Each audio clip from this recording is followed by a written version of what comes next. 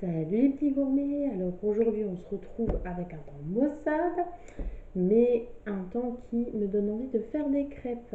Et j'ai envie aujourd'hui de partager avec vous euh, ma petite recette de crêpes qu'on peut adapter salé ou sucré, chacun voit. Alors moi je suis quelqu'un qui n'aime pas perdre trop mon temps. J'adore cuisiner, mais j'aime pas faire deux fois la même action. Donc vous allez comprendre ça tout de suite. Donc pour ça, vous aurez besoin d'un pot pour mélanger vos ingrédients. Vous aurez besoin de 250 g de farine. Alors dans beaucoup de recettes de crêpes, ils vous disent farine tamisée. Moi, farine tout court, pas tamisée. Ensuite, vous aurez besoin de lait, un demi-litre de lait. Pareil, moi je verse tout dedans. C'est un all in the mix. Donc voilà, vous aurez besoin de 3 œufs. On va donc casser ensemble. Alors pareil, là je fais quelque chose d'important. Je casse mes œufs dans un récipient à part. Comme ça je vérifie s'il n'y en a pas un qui par hasard ne serait pas bon. Ça serait quand même dommage de gâcher une recette en jetant directement dans le pot où vous mélangez des œufs qui ne seraient pas frais. Vous aurez besoin d'une pincée de sel ou l'équivalent d'une cuillère à café. Voilà. Et vous aurez besoin de 2 cuillères à soupe d'huile.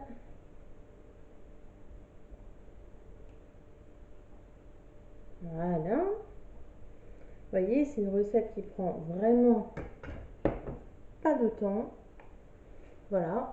Et alors, mon petit secret dans tout ça, c'est le blender plongeant, les amis, en fait. Moi, je fais souvent des grumeaux en faisant comme ça.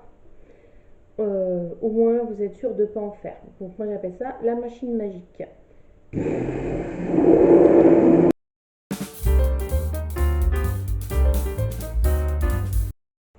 Voilà, donc voilà les amis, vous voyez, on a simplement mixé. Moi j'ai mixé environ 2 minutes quand même, histoire de bien tout mélanger, faire une bonne émulsion. Donc la pâte là, elle est prête à être utilisée, mais moi de préférence je la laisse reposer quelques heures au frais. Voilà, donc la préparation ne prend pas plus de 5 minutes, hein, franchement. Ça j'adore. Ensuite, vous remarquerez que j'ai pas mis de sucre dans la pâte parce que souvent avec Fred on aime bien faire crêpes salées ou sucrées en même temps. Donc je m'amuse pas à faire deux recettes à part. Donc en faisant comme ça, si on a envie de faire des galettes complètes, etc., on les fait avec cette base là et on termine parce qu'on n'est que deux à la maison, hein, donc après, on fait une partie salée et une partie sucrée. Voilà, donc cette recette est vraiment très facile.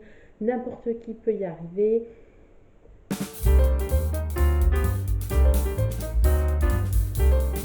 Bonjour les petits gourmets, donc voilà, on se retrouve après 2 bonnes heures au frigo.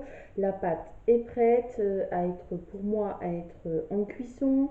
Donc voilà, c'était simplement pour vous montrer ma petite méthode. Alors moi j'aime bien avoir un plan de travail organisé quand même. Donc ça c'est pour poser les crêpes chaudes, ça c'est pour avoir mes petits accessoires bien rangés, la louche. J'utilise une poêle à crêpes comme ça, 28 cm. On a une plaque induction. Je trouve ça vraiment très pratique. Ça chauffe bien. Voilà, dites-moi en commentaire quel genre de plaque de cuisson vous utilisez, si vous êtes gaz, vitrocéramique, induction, parce que en fonction du mode de cuisson qu'on a, on peut trouver quelques petites différences.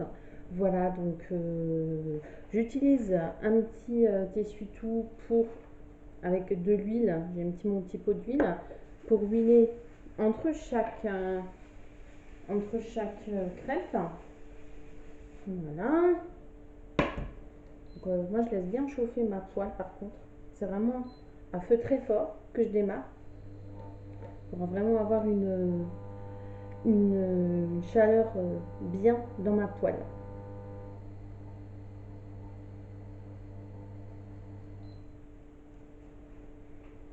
J'ai oublié de vous préciser que cette petite recette pourra me permettre d'avoir entre 12 et 14 crêpes. Voilà.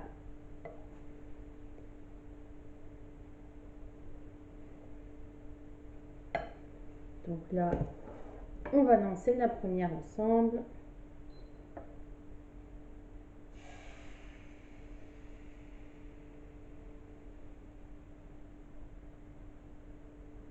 Et voilà. Vous trouverez toutes les infos relatives à cette recette dans la barre d'infos. Toujours pareil, likez, partagez. Si vous avez des idées de recettes que vous voulez qu'on développe avec Frédéric, vous pouvez toujours nous dire ça en commentaire. Si vous aimez ce type de vidéo, merci de nous le faire savoir. À très bientôt les petits gourmets. Tchuss.